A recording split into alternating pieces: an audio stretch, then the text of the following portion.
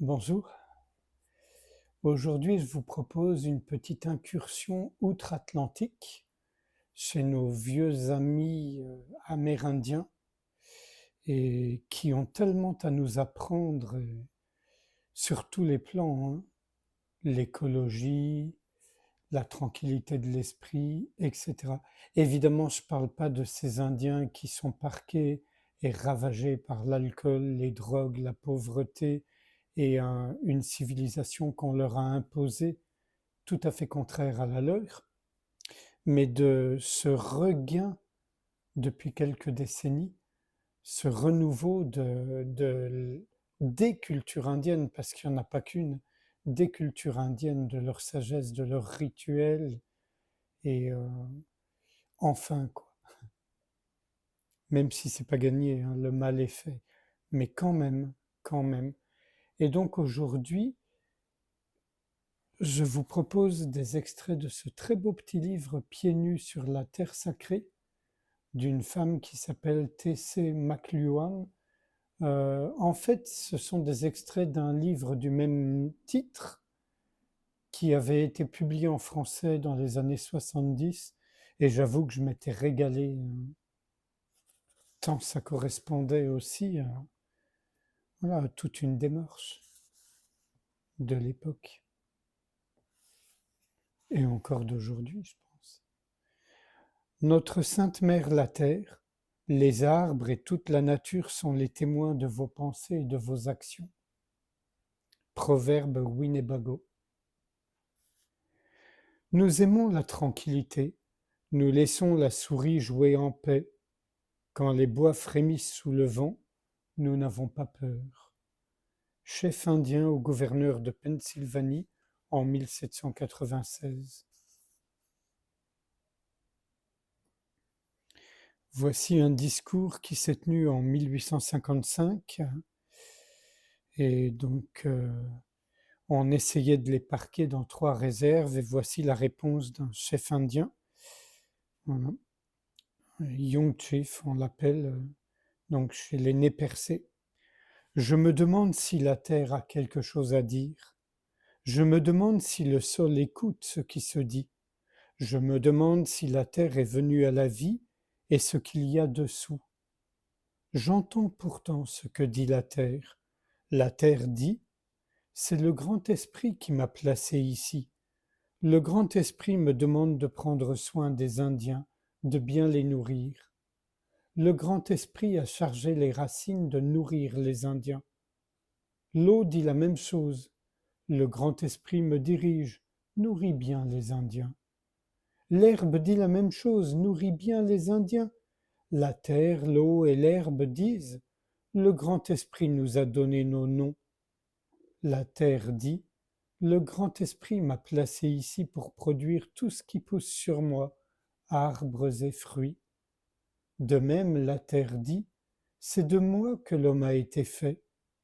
Le grand esprit, en plaçant les hommes sur terre, a voulu qu'ils en prissent bien soin et qu'ils ne se fissent point de tort l'un à l'autre.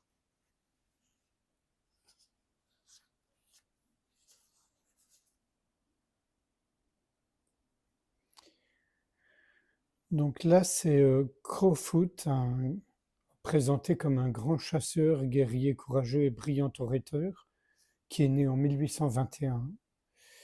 Et donc, en 1877, il céda à contre-cœur, mais en toute confiance, 50 000 miles carrés de prairies au gouvernement canadien. Ce traité amena la rapide disparition des bisons et la famine chez les Blackfeet. En 1890, sur le point de mourir, Crowfoot parla une dernière fois de la vie. Qu'est-ce que la vie? C'est l'éclat d'une luciole dans la nuit. C'est le souffle d'un bison en hiver. C'est la petite ombre qui court dans l'herbe et se perd au couchant.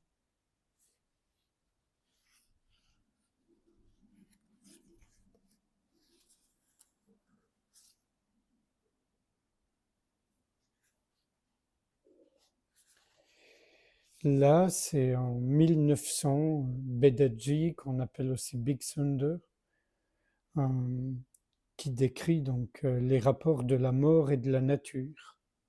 C'était un Wabanaki qui comprenait 5 tribus. Je vous les donne pas, mais bon. Le grand esprit est notre père, mais la terre est notre mère. Elle nous nourrit. Ce que nous plantons dans le sol, elle nous le retourne, et c'est ainsi qu'elle nous donne les plantes qui guérissent.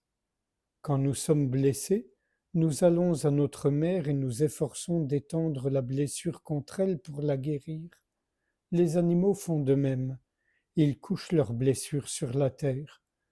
Quand nous chassons, ce n'est pas l'arc ni la flèche qui tue l'élan, c'est la nature qui le tue. La flèche se plante dans son flanc, et comme tout être vivant, l'élan va à notre mère la terre pour être guéri. Il veut appliquer sa blessure contre la terre et fait ainsi pénétrer la flèche plus profondément. C'est alors que je le suis. Il n'est plus en vue, mais je colle mon oreille à un arbre dans la forêt et j'entends le son de chacun de ses bonds et je le suis. L'élan s'arrête encore à cause de la douleur de la flèche et frotte son flanc contre la terre et fait pénétrer la flèche plus profondément. Je le suis toujours, écoutant de temps à autre l'oreille contre un arbre.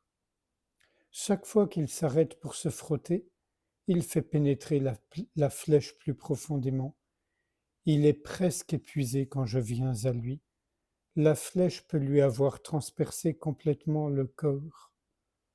Bien sûr, je sais que pour des gens, nos contemporains, nous-mêmes, ça peut sembler cruel, mais n'oublions pas qu'ils n'avaient pas d'autre choix que de vivre de ce que la nature leur offrait, y compris du gibier. Et on voit que c'est fait avec délicatesse.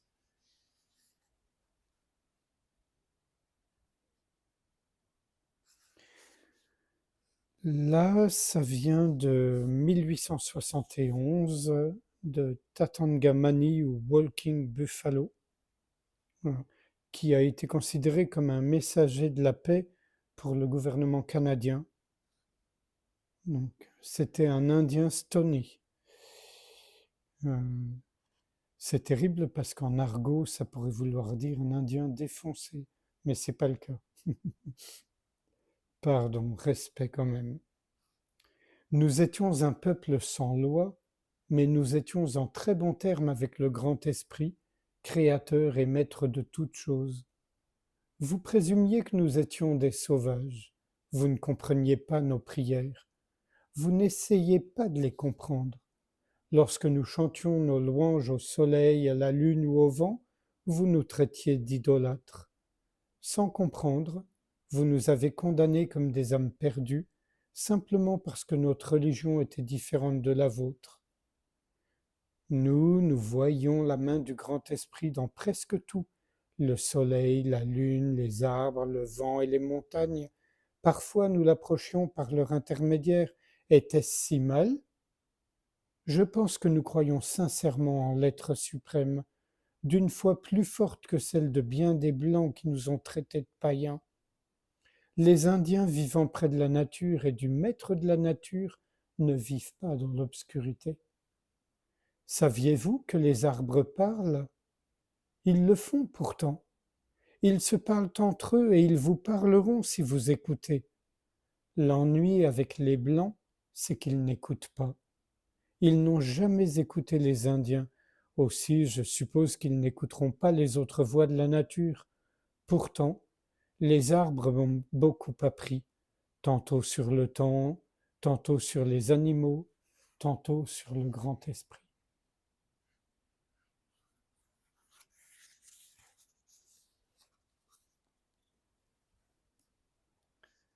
Pour nous, les cendres de nos ancêtres sont sacrées et l'emplacement où ils reposent, une terre sanctifiée. C'est ce qu'a dit le chef Seattle, chef des Duamis, au gouverneur Stevens en 1855, alors qu'on lui demandait de livrer sa terre. Et je me souviens avoir lu la lettre complète, où vous la connaissez peut-être, elle est très célèbre et magnifique, où il disait la terre ne nous appartient pas, elle appartient à tout le monde, il y a de la place pour toutes les créatures vivantes, mais pour nous, Cette terre-là est sacrée parce qu'y reposent nos ancêtres. Ne nous la prenez pas. On ne les a pas écoutés, hein, vous vous en doutez bien. Un dernier extrait. L'homme qui s'est assis sur le sol de son tipi pour méditer sur la vie et son sens a su accepter une filiation commune à toutes les créatures et a reconnu l'unité de l'univers. En cela, il infusait à son être l'essence même de l'humanité. Quand l'homme primitif abandonna cette forme de développement, il ralentit son perfectionnement. C'est le chef loser Standing Bear. Voilà. Ce que les hommes sont capables de faire aux hommes. Les hommes en tant qu'espèce, même si c'est quand même aussi principalement les hommes masculins, les mâles.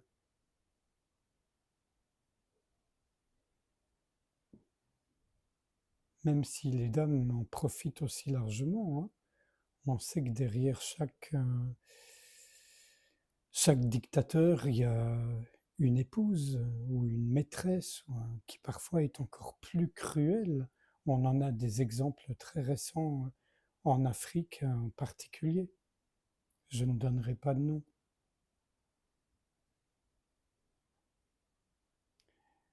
Sans réfléchir à tout ce qui vient d'être lu et dit, si vous le voulez bien, nous pouvons passer un instant en silence, sans rien dire, sans rien faire, juste être ouverture et que le grand esprit plane sur nous, en nous, avec nous.